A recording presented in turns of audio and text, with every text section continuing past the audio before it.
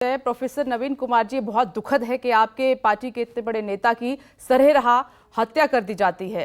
कोई नए नेता नहीं थे, पुराने नेता हैं, उनका अपना एक वर्चस्व था उस इलाके में, बच्चा बच्चा उनको जानता था। लेकिन आप देखिए, 15 दिन पहले उन्होंने कहा था कि मुझे थ्रेट है, मुझे जान से मारने की धमकी दी जा रही है। वाई कैटेगरी की उनके पास सुरक्षा भी थी, उसके बावजूद भी सर उनका मर्डर हो जाता है। कौन है इसके लिए जिम्मेदार?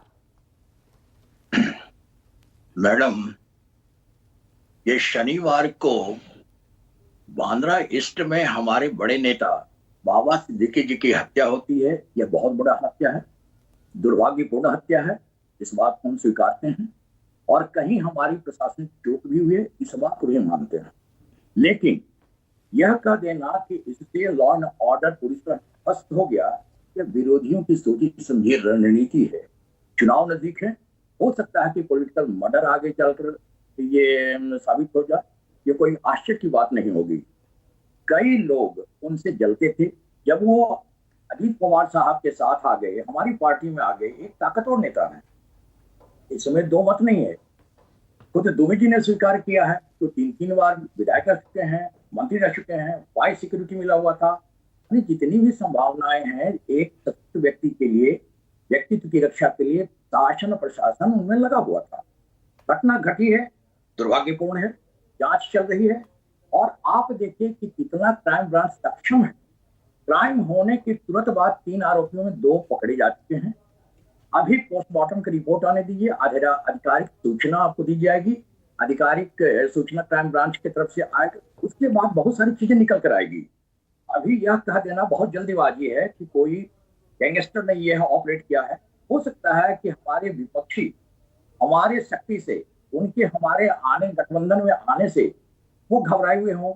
हो सकता है ये पॉलिटिकल ये मर्डर भी बन जाए आगे चलकर, क्योंकि चुनाव बहुत। आप पॉलिटिकल मर्डर की तरफ इशारा कर रहे हैं। विपक्ष ये भी कह रहा है सर कि जब ये अपने लोगों की सुरक्षा नहीं कर पा रहे हैं तो हमारी क्या सुरक्षा करेंगे? भाई, तो अगर यही बात रहेगी तो, और ये सबसे बड़ी चीज है कि प्रधानमंत्री जिस पार्टी का था, प्रधानमंत्री के गृह में ही उनकी हत्या हो जाती है, तो क्या एक पार्टी विशेष को दोषी देंगे? क्या बात है। घटना घटी है, दुर्भाग्यपूर्ण घटना घटी है। लेकिन हमारा क्राइम ब्रांच कितना सशक्त है कि आरोपियों में 2 पकड़े जा चुके हैं, तीसरे की तलाश जारी है। हम पूरी तरह से शासन और प्रशासन दोनों मुस्तैद हैं, तेजी से काम कर रहे हैं। और आपने मुख्यमंत्री का वक्तव्य सुना होगा।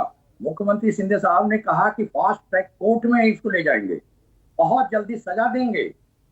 और क्या कर सकता है शासन प्रशासन का जो काम है, एक विधि के तहत हम लोग बंधे हुए हैं और हम अपना काम कर रहे हैं। सरकार हमारी सक्षम है।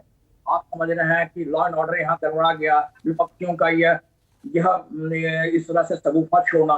बताइए, तो फॉरेन इन्वेस्टर सबसे ज्यादा महाराष्ट्र में क्यों आ रहा है?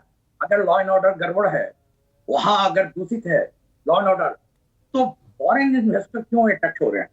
ये सोचने की चीज है। क्यों बदनाम कर रहे हैं?